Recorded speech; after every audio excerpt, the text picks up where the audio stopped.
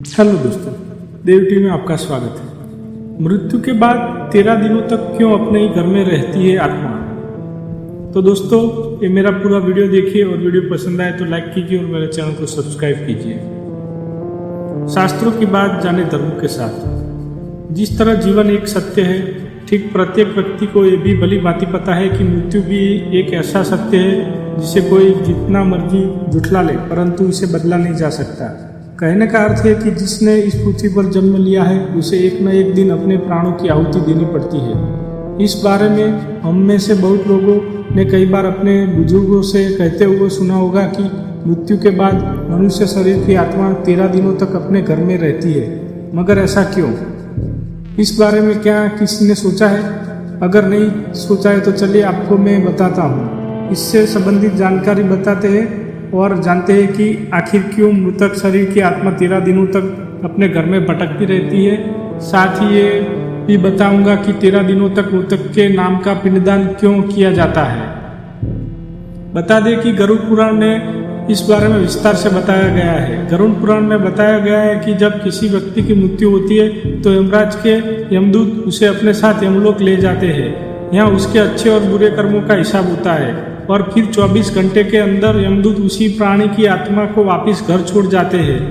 यमदूत के द्वारा आत्मा को वापस छोड़ जाने के बाद मृतक की आत्मा अपने परिजनों के बीच भटकती रहती है और अपने परिजनों को पुकारती रहती है, लेकिन उसकी आवाज़ कोई नहीं सुन पाता।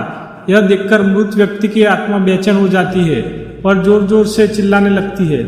इसके बाद आत्मा अपने शरीर के अंदर प्रवेश करने की कोशिश करती है, लेकिन यमदूत के पास बंदिश होने के कारण वह मृत शरीर में प्रवेश नहीं कर पाती। इसके अलावा गरुड़ पुराण की माने तो जब यमदूत आत्मा को उसके परिजनों के पास छोड़ जाती है तो उस समय उस आत्मा में उतना बल नहीं होता कि वो यमलोक की यात्रा तय कर पाए।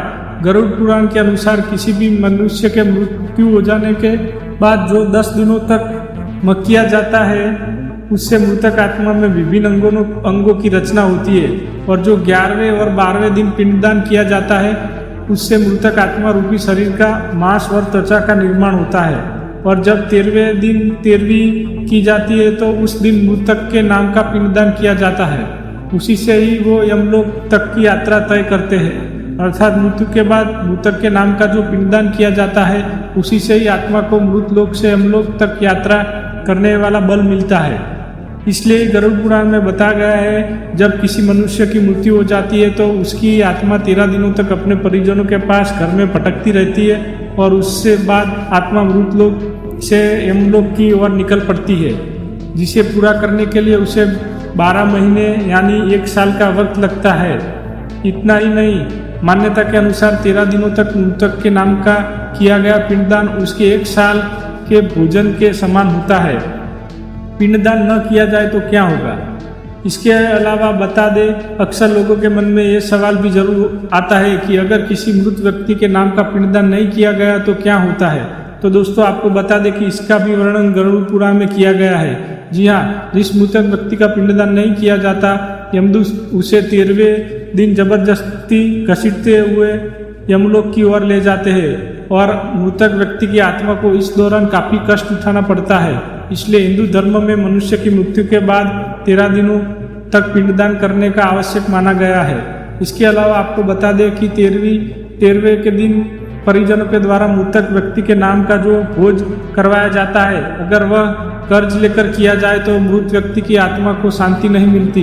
इतना ही नहीं, गरुड़ पुराण में यह भी बताया गया है कि जो व्यक्ति जीवित रहते हुए अच्छे कर्म करता है, मृत्यु के बाद उसकी आत्मा को यात्रा के दौरान यमदूत कोई कष्ट नहीं देते और जो व्यक्ति बुरे कर्म करते हैं उसकी आत्मा को यमदूत के दौरान यात्रा के दौरान कई यातनाएं देता है और आत्मा को कई कष्ट भोगने पड़ते हैं। तो दोस्तों, ये था वीडियो आत्मा के बारे में। तो मेरा वीडियो पसंद आया तो लाइक कीजिए और मेरे चैनल को सब्सक्राइब कीजिए।